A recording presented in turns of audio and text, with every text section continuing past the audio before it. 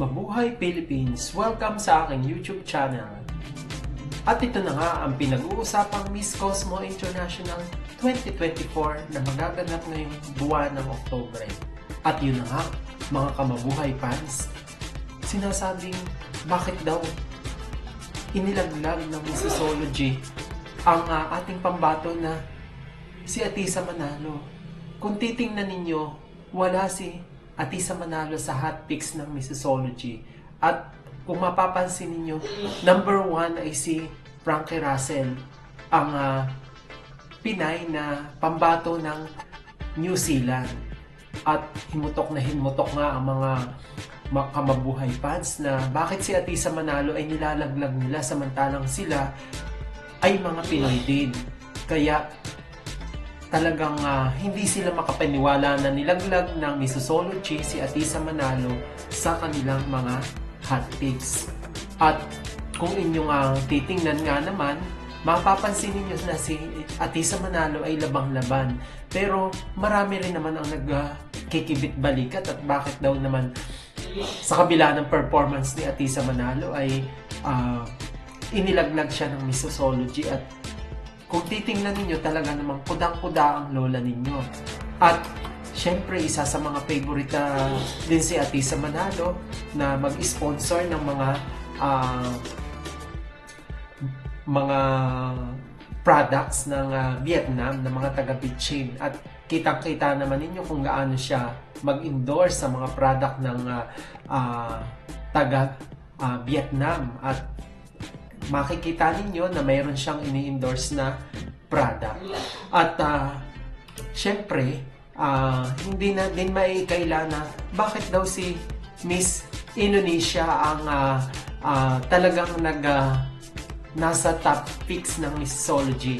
At sinasabi rin nila na talagang si Miss Indonesia daw ay labang-laban din, at masasabi rin na si Miss Indonesia ay may edge sa competition ito.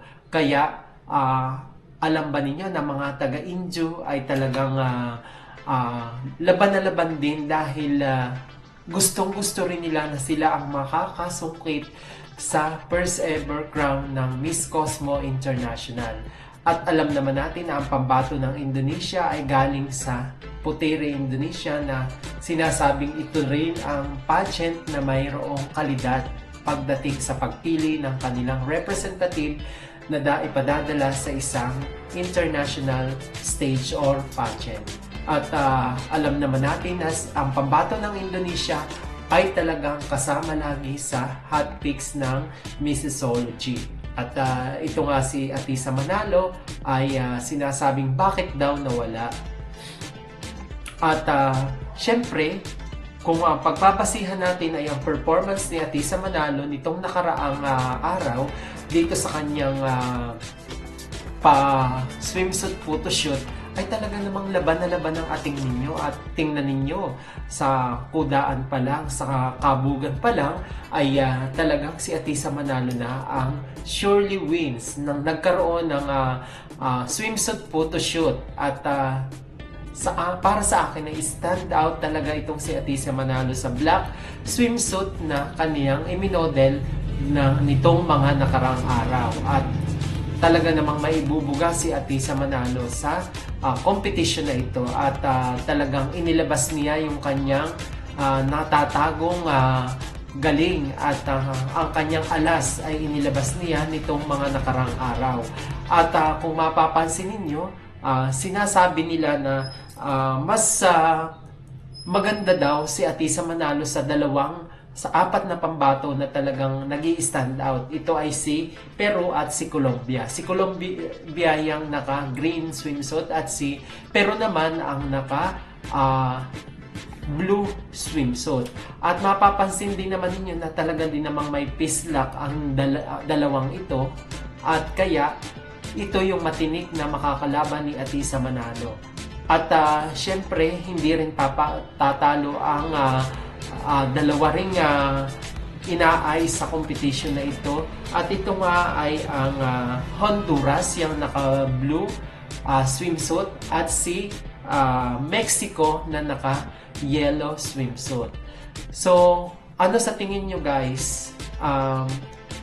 Makukuha kaya ng ating pambato na si Atisa Manalo ang corona ngayong darating na kompetisyon sa kabila ng mga pambabatikos sa kanyang performance? At kayo na ang humusga mga kamabuhay fans kung talagang mayroong ibubuga ang ating pambato na ito. At syempre, tayo din naman mga taga-Philippines ay talagang nag-aay sa kanyang ipapanalo. So yun lang mga kamabuhay, paalam!